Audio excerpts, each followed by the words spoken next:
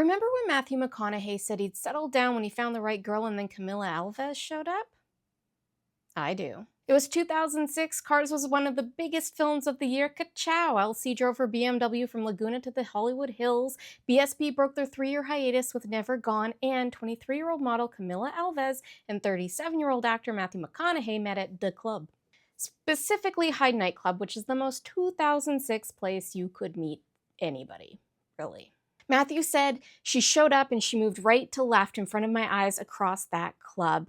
It was as if she was floating, and I did not say, 'Who is that?' I said, 'What is that?' and then introduced myself. Since that evening, I've not wanted to spend time with any other woman." Camila said that she remembered it a bit differently, that they had 2 interactions at the bar. During the first, she had no idea who he was because he was all covered up, but then his bestie, Lance Livestrong Armstrong, swooped in and was like, that's Matthew McConaughey. 3 days later, Camila and Matthew went on their first date. By September 2007, the couple had moved into a $1.1 million home in Malibu and were spotted around town wearing matching rings. It would be almost 1 year before the relationship was officially confirmed on the front of People magazine in October 2007. Although Camila had been very present in Matthew's life over the course of that year while he had been filming Fool's Gold in Australia and Surfer Dude in the Bahamas. The following January, they made their red carpet debut at Grauman's for the premiere of Fool's Gold. Camila said that she was nervous that night. She usually snuck in through the back to help maintain their privacy. But the couple had a huge milestone to celebrate that night, not just their first official public appearance. No, they were also celebrating their impending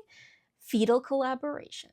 That July, after 3 days of labor and an emergency C-section, Levi greeted the world. On Father's Day 2009, Matthew announced more family news via his website, which is also a very 2009 thing to do. "Happy Father's Day. It's my first, and the last 11 months with Levi and Camila have been the most rewarding adventure to date. We have more blessed news to celebrate this Father's Day that makes this time of year double the fun. Levi is going to be a big brother." Daughter Vita joined the family on January 3rd, 2010.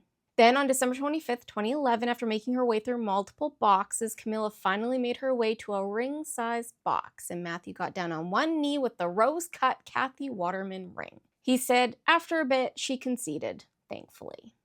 Big fan of rose-cut diamonds in this house. And while the proposal took a while, the wedding most certainly did not. The pair were married over the course of a 3-day celebration at their home in Austin. Family and friends like Reese Witherspoon, Kenny Chesney, and Woody Harrelson stayed in tents on the property. I'm sure they were very nice tents. And they said their vows on June 9th at sunset. Camila looks stunning in a lace dress designed by family friend and a local Brazilian designer. Levi and Vita were the ring bearer and flower girl, respectively. Matthew said, "We decided to embrace the ritual of marriage as an opportunity and adventure we'll take together," which is such a Matthew McConaughey thing to say. The couple revealed less than a month later that Levi and Vita weren't the only heirs in attendance. They had another collab on the way.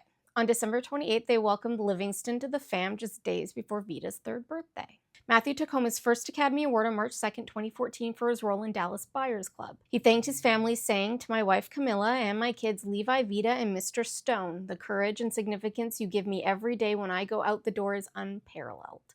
You are the 4 people in my life I want to make the most proud of me."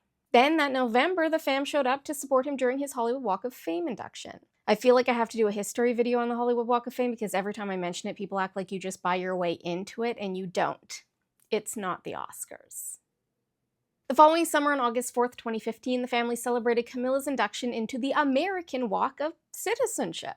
Throughout their relationship, Matthew has always talked about how Camila has stood by him, encouraged him, and supported him throughout his career. In November of 2016, he told Esquire that Camila was the reason why he shifted genres from rom-coms to more serious films, saying, "A good woman gives a man courage and confidence, the courage to have the confidence to go and do it, to not be worried as much or consider as much what the rest of the world thinks." In August of 2019, she encouraged him to diversify even further, and Matthew became part owner of the Austin Football Club. Since soccer is a huge part of Brazilian culture, both were very excited about the family's latest endeavor. Notice how Camila was part of the decision, and Matthew didn't crack jokes about spending a huge chunk of money on a sports team without her knowledge.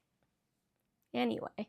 In April 2020, the couple worked together with Bethany Frankel's Be Strong initiative and helped deliver 80,000 masks to frontline workers in Austin and New Orleans. They also hosted a virtual bingo night for seniors who had to self-isolate in their care home and donated 110,000 masks across rural Texas. And if you have anything negative to say about any of that, you'll get booted from my house, so just save your weak energy for something else. In November 2021, Matthew was named Philanthropist of the Year for the work of his and Camila's Just Keep Livin' Foundation. The foundation was established in 2008 to support low-income high school students and their ability to lead more active and healthy lives. In March of 2022, they raised $7.7 million to support the residents of Texas who were impacted by the winter storm Uri. In April of 2022, they both found themselves on the New York Times bestseller list, Camila for her children's book, Just Try One Bite, and Matthew for his biography, Green Lights. The following month, Matthew's other charity, Mac, Jack, and McConaughey Foundation, celebrated a milestone when they hit 10 years and raised $20 million for kids. Camila and Matthew continued to show up for the kids when they started a relief fund that June to support those impacted by the tragic events that occurred in Uvalde, Texas, and went to the White House to campaign for weapons safety.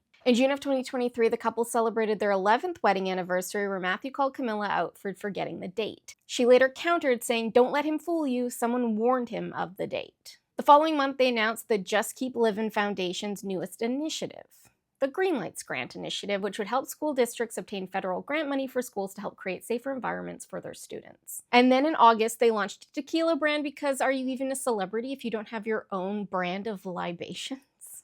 Anyway, Camila has said that the public has a very unrealistic idea of Matthew, that when they first started dating, it was this image of Matthew of getting high, laid back, no shirt, whatever, she said. Which I'm like, the guy doesn't even smoke. What is this vision coming from? It's dazed and confused, Camila. That's where it's coming from. She continued with, he's organized, very minimalistic, very on time, and very prepared.